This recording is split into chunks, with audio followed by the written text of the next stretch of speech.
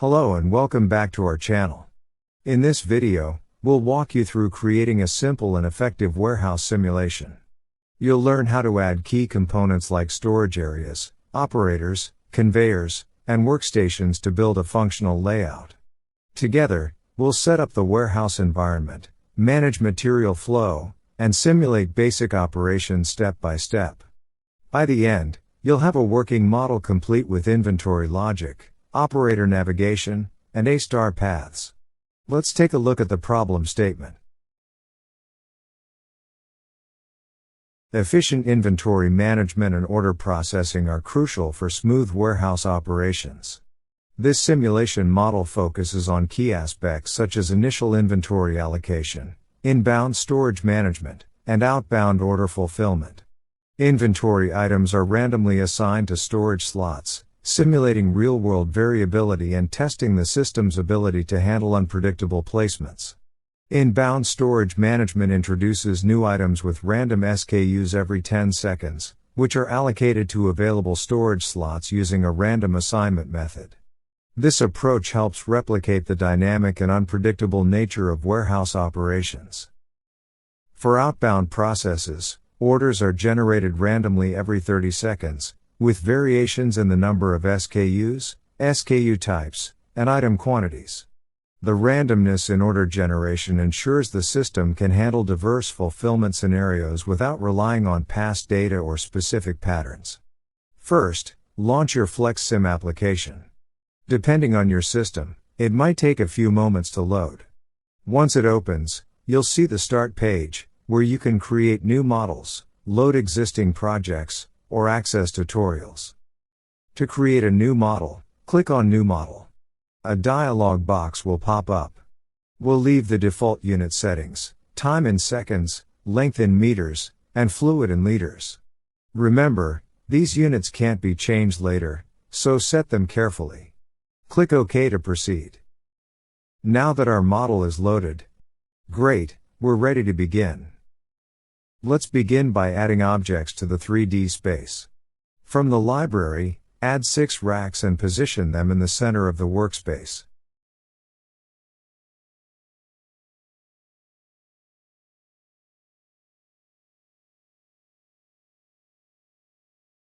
Place 1 queue on the left side of the racks for inbound items and 4 queues on the right side for outbound items.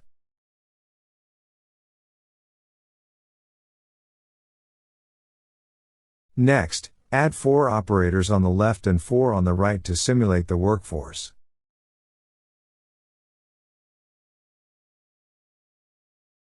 Finally, place a conveyor on the right side of the racks and add a sink at the end of the conveyor to complete the setup.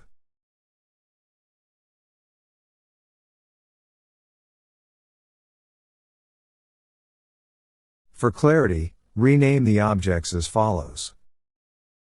Operators at the left, to placer 1, placer 2, and so on. Operators at the right, to picker 1, picker 2, and so on. Queues, to staging area. To ensure smooth material flow, we need to establish port connections between the objects. Start by connecting one of the staging areas to the conveyor, and then connect the conveyor to the sink.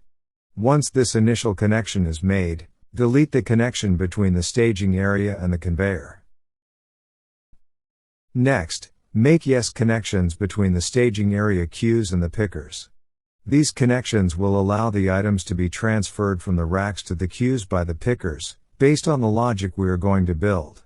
Ensure that these connections are properly set up to allow seamless movement of materials through the system. Take a moment to review your layout, ensuring it closely matches this configuration, as this will help maintain proper flow throughout the warehouse simulation. Now, let's add A-star navigation to our layout.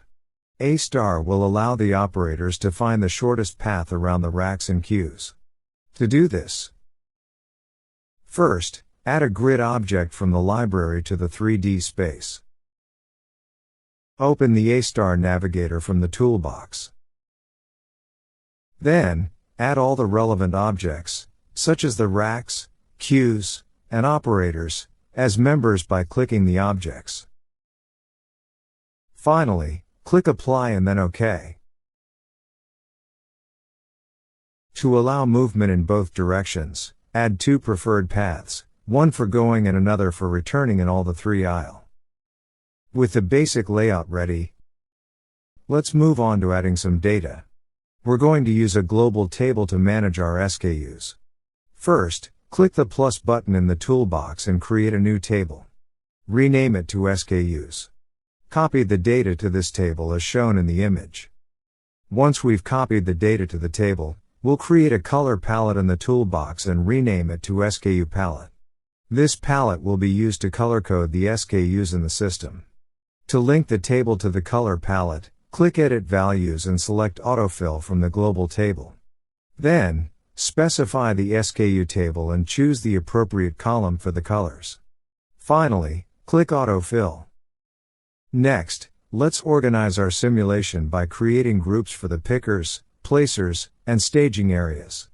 Start by selecting all the pickers and placing them in a designated group to keep track of their activities more efficiently. Similarly, create a group for the placers, which will include any objects or entities responsible for placing items in their respective locations. Finally, group the staging areas together to easily manage the flow of materials from the racks to the queue. Once this is done, let's move to the storage system properties. In the Slot Label tab, use the plus button to create two labels. 1. Rename the first label as SKU, and use the drop-down to select the color palette we just created. Make sure to check the index checkbox for faster lookup. 2. Rename the second label as available, check the indexed box, and set the default value to 1. Now, let's create the item label. In the Item tab, use the plus button to create a new label and rename it as SKU.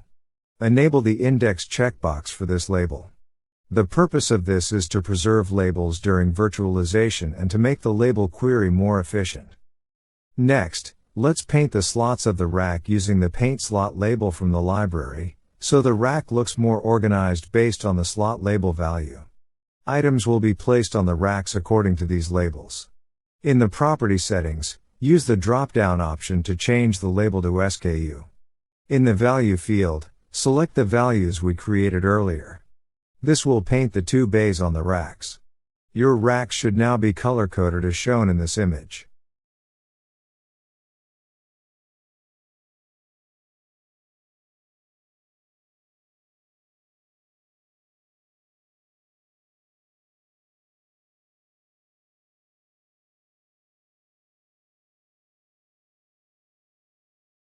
Before proceeding further, consider saving your model with a relevant name to ensure you don't lose your progress. Now, let's add the logic for creating our initial inventory. Begin by clicking the Process Flow button at the top to add the general process flow. The process flow window will open. Start by creating a container and selecting the desired container based on your requirements. I am going with the general one so that our logic looks organized. Rename the container as Initial Inventory, where we will build the logic to generate the initial inventory inside this container. Next, add a schedule source and name it Orders. Each token generated by this source represents one order. Configure the quantity by using the drop-down to select a statistical distribution. Choose D Uniform and set the minimum value to 75 and the maximum value to 100. This will generate random orders between 75 and 100 for our initial inventory. Then, add a run subflow. Each order contains different SKUs. Name this activity SKUs per order and configure its quantity using the D Uniform statistical distribution. Set the minimum value to 1 and the maximum to 10. This defines the number of SKUs per order. Define the destination using the sampler and select the white space to create the start activity. Inside this subflow, add an assign label activity connecting to the start activity to get SKU data from the global table. Name the label SKU. To set the value, use the drop-down option to choose table and then select global table lookup. Specify the global table as SKU using the drop-down. Set the row value as D Uniform of 1, table of SKUs. Num rows, and set the column number to 1 as default since we have only one column in this table. Once the SKU label is set, we need to create a random number of items per SKU. For that, add one more run subflow and name the activity items per SKU. For the destination, use the sampler and click the white space to create the start activity. For the quantity field, configure it using the drop-down and choose D uniform with a minimum value of 1 and a maximum value of 5 under statistical distribution. This will assign a maximum of 5 items per SKU. You can increase the upper limit if required. This activity handles how many items are assigned per SKU. Now that we have created the tokens for each item in the order, let's create those items in the model using the create object activity inside the second run subflow. We will copy the SKU label from the token to the box. Use the plus button to create the label on boxes. Name the label SKU. In the value field, type token.sku. Leave the remaining values unchanged. Now that we have created the items in the model, we need to place them in the racks. Before moving the items to the racks, we need to find a slot on the racks for each item. Instead of writing the code from scratch, we can use the find slot activity, which finds the slots based on our requirements. Let's add the find slot activity. To specify our condition, use the query field. I am going to find the slot based on the SKU by typing where SKU equals $1.SKU. Next, I will include the condition that the slot should contain space. For that, continue typing. And slot dot has space open bracket, $1.item, close bracket. Finally, to randomly find the slots in all 6 racks, include order by rand. Now that we have found the slot for all the items, let's add some colors to our items from the color palette that we created. Use the change visual activity. Click the plus button and choose set object color. Leave the default value for the object field. For the color field, use the drop down and choose color, then select the color from the palette. After choosing, replace the one with token.sku inside the parentheses. Since we have already found the slot for our items, we cannot directly move the items to the slot. Instead, we need to find the rack based on the slot that we found using the find slot activity. For this, add an assign label activity and name the label destination.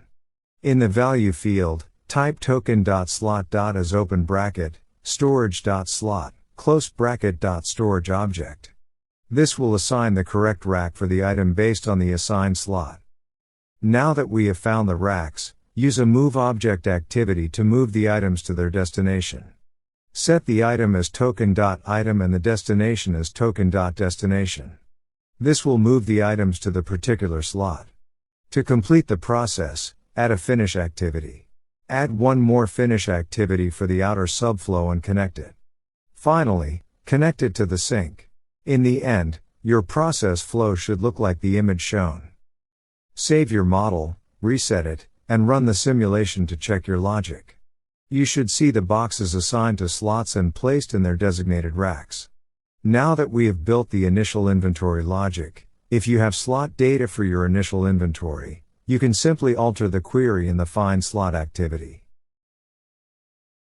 Let's start building the logic for inbound items. First, add a container, select the general one again, and rename it to inbound. Next, add an inter-arrival source based on the problem statement, where inbound items arrive every 10 seconds. Name this activity every 10 seconds and set the distribution to exponential with a mean of 10. Now, we need to add an assign label activity to define the SKU for the inbound items. Copy and paste the assign labels activity that we defined to get the SKU data from the global table. Use the scissors tool to split the activity, then delete the unnecessary activities and connect the remaining part to the source. Next, we will use the initial inventory logic. Copy and paste the entire activity inside the second subflow. Then, remove the start and finish activities using the scissors tool and delete them. Connect the remaining activity to the source. Now, in the create object activity, we need to specify the location for item creation. Use the sampler and select Q1. After this, split the activity after the change visual step using the scissors tool. Let's add a condition here. Since there are items already on the rack, it is possible that a slot may not be available. In such cases, we will delete the object. Add a decide activity and connect it to the change visual step. Use the drop-down menu to select conditional decide, and in the condition field, type token.slot. Leave the remaining values unchanged. Connect the first output from the decide activity to the assign label activity. Then, add a delete object activity and connect the second output from the decide activity to it, followed by a connection to the sync. Instead of moving the items directly to the racks using the move object activity, we will use a placer to pick and place the items onto the rack. Split and delete the move object activity. Now, add an acquire activity to acquire a resource, in our case, the placers. For the resource reference field, use the sampler, and click on the white space to create the resource activity.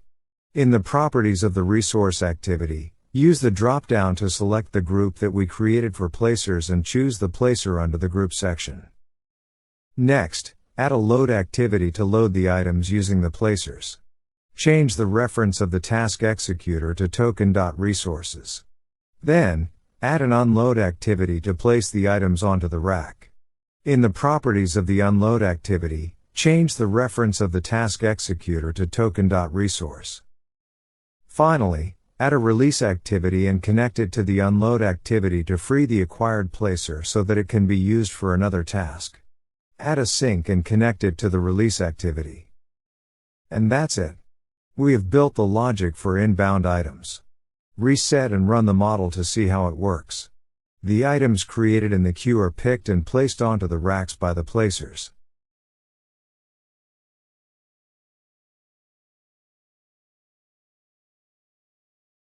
Now, let's start building the logic for the outbound process. Add a general container to organize the logic inside it. Resize the container to fit the logic.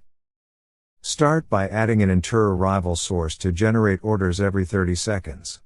Name the source randomly arriving orders. Then, open its properties and change the exponential distribution from 0.3 to 30. Next, add the acquire activity. Before processing the orders, we need to check if the staging areas are available to process the order. Add the acquire activity and acquire the staging area. In the resource reference field, use the sampler and click the white space to create the resource activity. Open the properties of the resource activity and rename it to staging areas. Then, use the drop-down option to specify the resources as our staging area group. Select the staging area group under the group section. In the properties of the acquire activity, rename the labels to staging areas. Now that we've acquired the staging area, copy the entire initial inventory logic and paste it here. Remove the schedule source from the logic and connect it to the acquire activity. In the initial inventory, we place the items on the racks. Now, in the outbound logic, we need to retrieve the items from the racks. To do this, remove all the activities between the start and finish and the second subflow. Use the scissor tool to split the start and finish activities and delete the activities between them. Next, add the find item activity. Since we can't take random items from the racks, we need to query the item based on the SKU required for the specific order. In the query field, type where SKU equals to $1.SKU order by rand. We'll keep a separate subflow for retrieving the item information and processing the order based on that information. To complete this subflow, add one more activity, the assign label activity. As you may know, in subflows, labels created on a child token are not available to the parent token. However, alternative labels on the parent token are available to the child token. Since we are working with the child token, we need to store the label on the child token and then store it on the parent token. To do this, use the assign label activity and rename it to record info onto parent. In the assign labels to field, type token.parent.parent. We use the parent twice because this token is not a child token, but a grandchild. Thus, we need to store the data on the grandparent token. Name the label as order items. In the value field, use the drop-down to select Append to Array under the Array section. After choosing that, in the Append Value field, type token.item, the reference to the item resulting from the Find Item activity. Finally, add the Finish activity to complete the subflow. Continuing with the main process flow, now that we have the reference to the items to be picked for the order, delete the sync and add one more subflow to process the order. Rename the activity to Order Picking. For the destination, use the sampler to click the white space and create the Start activity. To get the picker to process the order, add the Assign Label activity, naming the label picker. In the Value field, type token.stagingArea.center object square bracket of 1. This refers to the picker connected to the staging area. Next, create the palette, which will act as the outer container for the items. Add the Create Object activity. By default, the flow item will be a box. Use the drop-down to select Palette under the Flow Item section. Now, specify the location for the palette creation in the Quantity field by typing token.stagingArea. Change the label for the item to Palette. This creates the container for our items. Now, let's start picking the items. Add a subflow because the number of items varies from order to order. Add the subflow and rename it to Pick Items. In the properties of the subflow, for the destination field, use the sampler and click the white space to create the Start activity. For the quantity field, type token.orderItems.length. Uncheck label access on parent only and enable run tokens one at a time. This setup ensures the picker picks only one item at a time. Use the plus button to add a label. Name the label box, and in the value field, type token.orderItem square bracket of creation rank. Now, let's pick and place the item on the created palette. Add the load activity. In the task executor field, type token.picker, and in the item field, type token.box. Next, add the unload activity. In the executor field, type token.picker, and in the item field, type token.box. In the destination field, type token.palette. Finally, add the Finish activity to complete the subflow. Now that we have processed the order, we need to send it to the conveyor. Add the Move Object activity and connect it to the Pick Item subflow. In the Object field, type token.palette.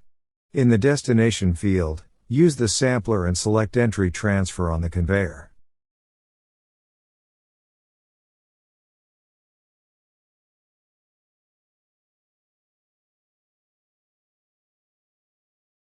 Next, add the Finish activity and connect it.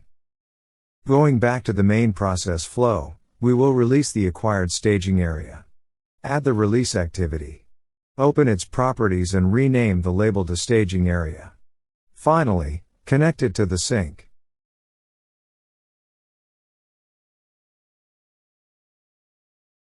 And that's it. You've successfully created a functional warehouse simulation in FlexSim.